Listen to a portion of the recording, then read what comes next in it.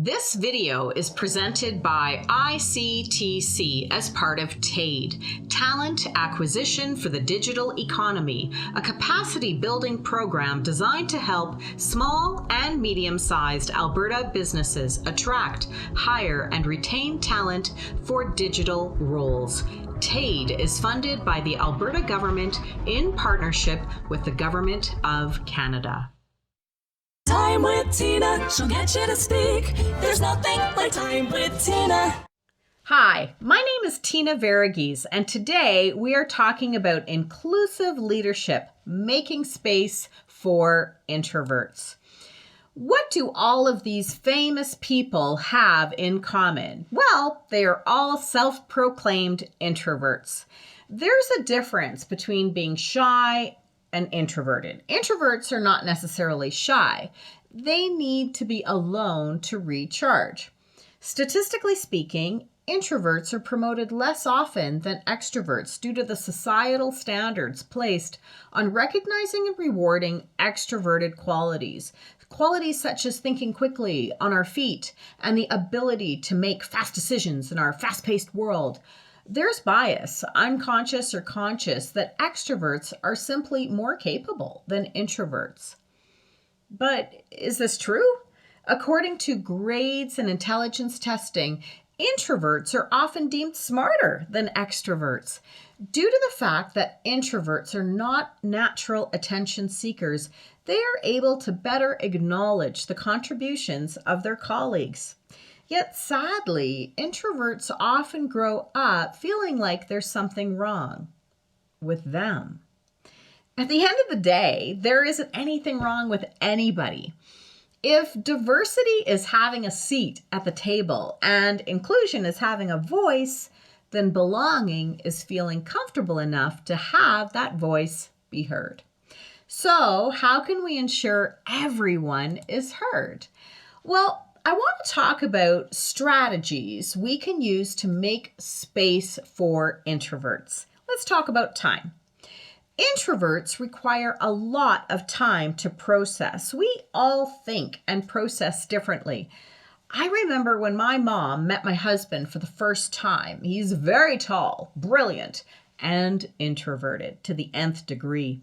We all have unconscious biases, and my mom assumed that my husband was not the brightest crayon in the box because he barely spoke when they first met. She said, "What if you have children one day? They will always be in the back row of the class photo, but will be too stupid to know why they are there."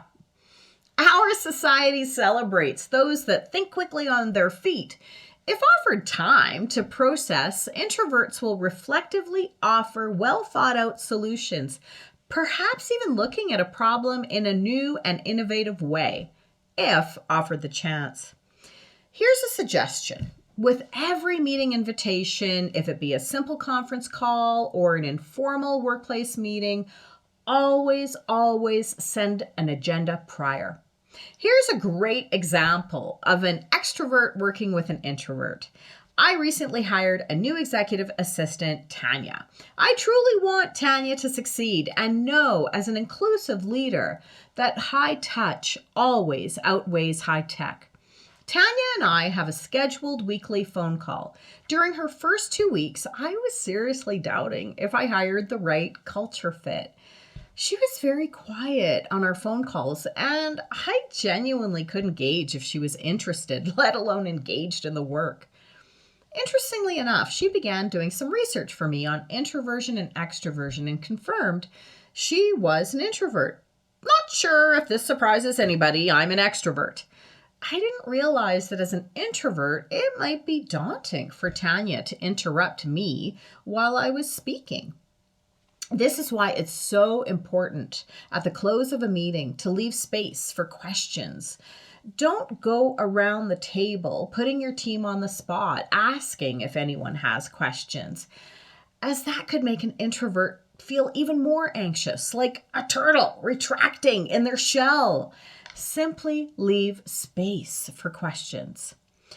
I realized as an inclusive leader, I wasn't setting Tanya up, nor myself, for success. By week 3, I sent her a simple agenda in advance of our 30-minute weekly check-in call so that she felt more prepared for our time together, and I could realize with full confidence that she was the best fit for the job. Let's talk about communication. Extroverted managers think nothing of walking into someone's office for an opinion or picking up the phone to chat or even checking on MS Teams to see if someone is at their desk, then contacting them like an office creeper. We really need to think about how we communicate at the workplace and manage expectations accordingly. If introverts need time to process, send an email, then wait for a response. Don't assume someone is ignoring you, not interested, nor understands what you are asking if you don't receive a response right away. Why can't we celebrate pausing for thought and thinking with intention? It may lead to more innovative, creative, and productive solutions. Let's talk about recognition. As mentioned, my own hubby is an introvert. Let me tell you a story. My husband coached my son's hockey team for many years. When my son was 8 years old, he had a hockey game that coincided with my husband's birthday.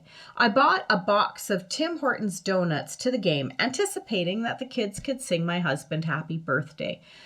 I thought absolutely nothing of this gesture, yet the thought of being publicly recognized seemed to make my husband quite anxious.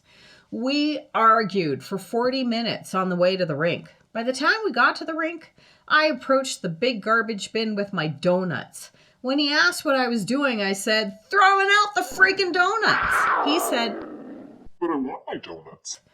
It genuinely took him 40 minutes to process, accept, and embrace being publicly recognized by children who, quite frankly, couldn't care less about his birthday.